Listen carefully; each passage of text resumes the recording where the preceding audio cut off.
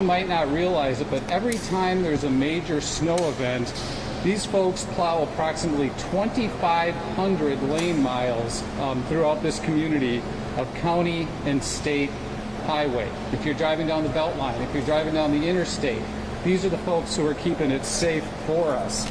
And now with these tow plows, they can do it in an even more efficient manner because they can do, again, 2 lanes at once. We definitely want the public to be aware of these tow plows because it's something that most people haven't seen, that they have the large truck like that with the plows on the back and it's in 2 lanes. So obviously we always want people to exercise caution during snowplow events, but we want people to be aware now that they'll be seeing something new on the Beltline and on the interstate and some other areas, and to please give these folks a wide berth and be careful and be safe when they're out there plowing. You know, in addition to the new tow plows, we are now at about 50% of our fleet that runs on compressed natural gas. And this renewable natural gas is generated right next door to here at the Dane County landfill from rotting trash. We take the methane gas.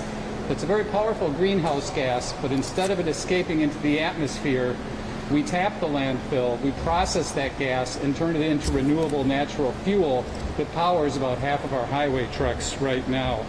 So again, we're very grateful to our highway staff, to the department head, Jerry Manley, for his leadership and keeping people safe and being so cutting edge and keeping us like in the front when it comes to innovation for keeping our roads and our highways safe during storms like it's looking like we're going to have tomorrow. So I'm going to have Jerry come up here and say a few words, and then we'll be available for questions. Thank you. Thanks, Joe. I can't say enough about the talented staff. Plow drivers, not only these 8 individuals that stepped up to take on this challenge, never having driven these units before, but also the many men and women that plow for us here at Dane County. They do an excellent job, and just a reminder once again as we're going into the storm, give them the room to do their job. They're trying to get the roads safe so that you can get to where you want to get home safely, but we want to make sure that they can get home safe to their families at the end of the day. So give them the room to do their job. What we're looking at is the storm coming in. It looks like it's going to come in possibly as rain and sleet. The beginning part of that storm, light, but it could switch over to snow. We may be looking at 2 to 3 inches, depending on coming in from Thursday into Friday morning. So once again, be real careful out there. Give people the room they need to work. We do have another display here in the next bay over that shows if you can't see the mirrors of the plow truck, they can't see you. If you drive up next to them, they can't see you. So just a display to show where those blind spots are. Generally, the roadway in front of a plow is not better, so you're better to stay behind the plow. They'll travel anywhere from 5 to 35 miles an hour. They'll be going slow, so give them the room to get that job done. Try not to pass. When we have these rain, sleety conditions, try not to pass on a bridge. Those bridges will be the ones that will get slippery first. And then also be real careful for rapidly changing conditions. They might be perfectly fine and dry, but if you're dealing with the rain or sleet, those conditions will change really quickly. These units have been very helpful just in talking with the drivers of these units. They can cover more material. As they have had to go back to regular trucks, they realize that they can do more. And you know, as Dane County continues to grow, we got to look at ways that we can get more done. So these have been great units. I'm real thankful for the staff in our department that put these units together. The mechanics and also the department heads, the division heads in maintenance and the shop that helped put these units together. Once again, we want to really make sure that our folks get home safe at the end of the evening, and so give them the room to do their job. They do a great job. When everyone else is hunkering down during the storm, they're on their way in to fight it. So we really appreciate what they do, and especially these 8 who've stepped up to take on this challenge. So thank you. Thanks, Jerry. We'd be happy to answer any questions.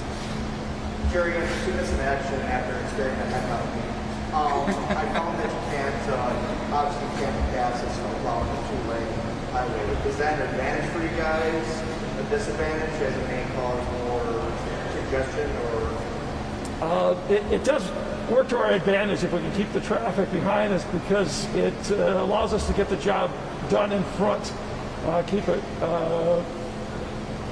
clearer for you. So if you stay behind it, we've seen a number of times where people pass and then wipe out, spin out in front of us, and it's just because they're going a bit too fast. So if you can stay behind the plow, you're going to have better going traveling down the road. So that is an advantage for us if the traffic stays behind the plow. And will this double the effort of clearing the highway?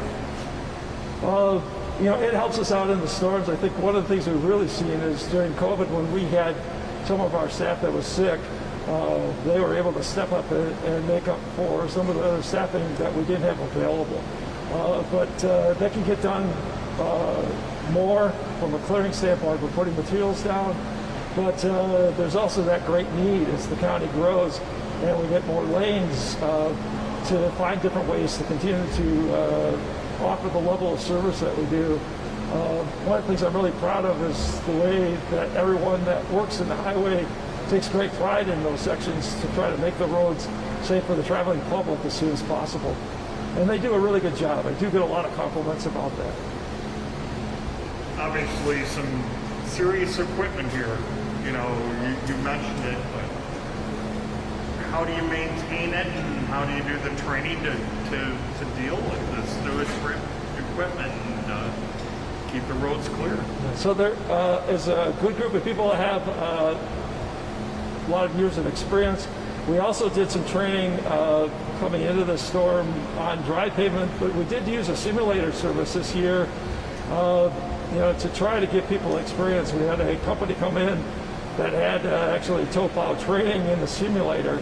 It's not the exact same thing, but the gentleman who came in and taught that had just been in Iowa and North Dakota, had some experience, and could kind of tell the guys what he had learned from serious folks that have been doing tow plow driving for a number of years, and giving those ideas, but really getting them out on the road and getting some stick time behind these pieces of equipment have really done what has helped. But they people that are driving these great feel for what they do with the equipment, and they've learned, and we will, as the season goes on, sit down and talk with all these drivers too and get some feedback. So with the and if I can actually just put this on you because I can't hear you very well, with the renewable gas coming through the garbage dump over to the landfill,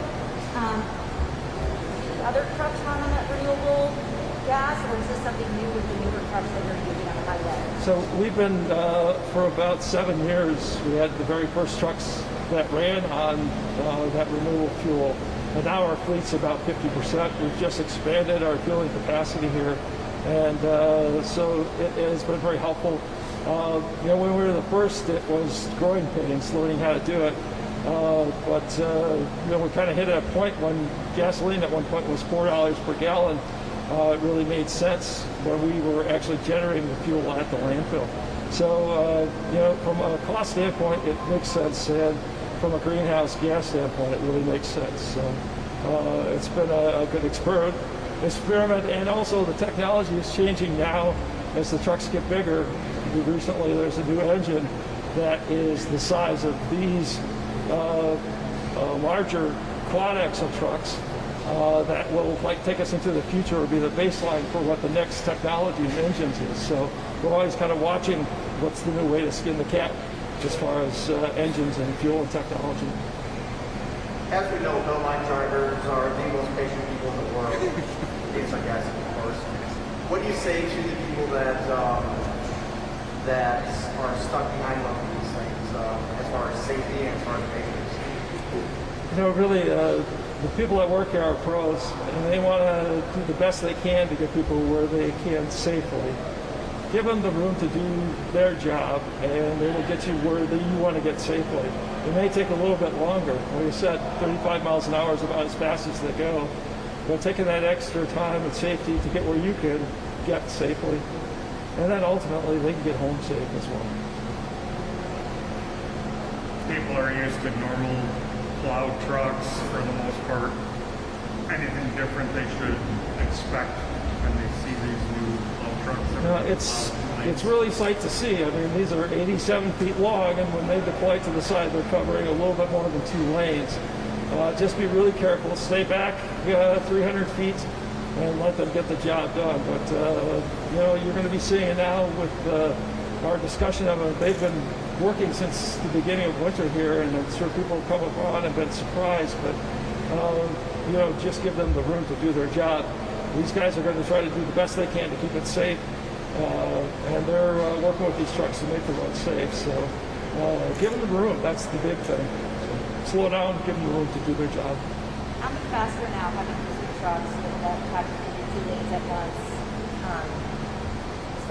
Every storm's a little bit different. When we have more ice events, sometimes we have to hit that more, but it's all about the conditions. So I couldn't say it really is twice as fast. Every storm's a little bit different. But it is a major tool, and talking with some of the guys, it sounds like this is a tool that really is very useful. We can get a lot more work done very efficiently. But we haven't really done any timing studies or things like that. But I think it can really change how quickly we can get some of these things done and get the road safe in a faster condition. When will we see these trucks on the road? So they've been out since our first storm was in November. So they've been out on the road since then, and you'll see them in each storm. There are 4 of the trucks. 3 of them open up to the right, and 1 of the trucks can go right or left. They run on the interstate and the belt line, some on Highway 14 and some on 51. Any other questions? All right, thanks everyone. Again, a really big thanks to the guys behind me. We appreciate them. And again, when the rest of us are at home thinking about going to work the next morning and hoping the roads are going to be safe, these folks are out there making sure they are. So thanks again for being here. Appreciate it.